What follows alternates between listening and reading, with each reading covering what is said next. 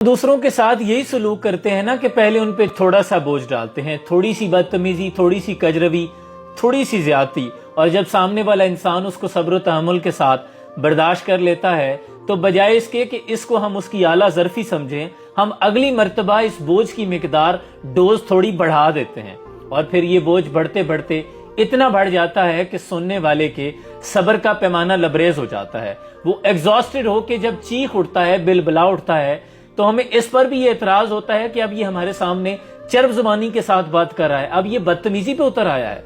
देखें, सुनने वाला भी दिल रखता है, वो भी इंसान है और पास अदब है, वरना जो सुन सकता है वो बोल भी सकता है। तो बोझ इतना डालें जितना सामने वाला बर्दाश्त कर सके।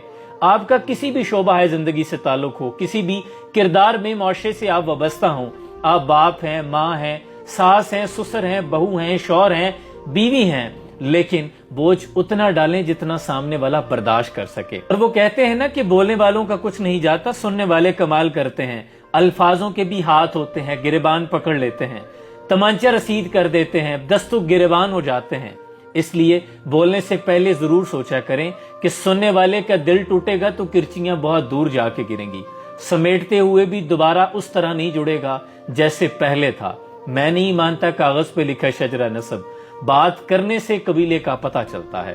तामरद दसोखन गुफ्ता बाशुद, ऐबो हुनर नहुस्ता बाशुद। कोई भी शख्स जब बात करता है तो उसके तमाम ऐबो हुनर वाज़े हो जाते हैं। अल्लाह आसानी हासिल और तकसीम करने का शर्फ अता फरमाए। सलाम पहुंचे।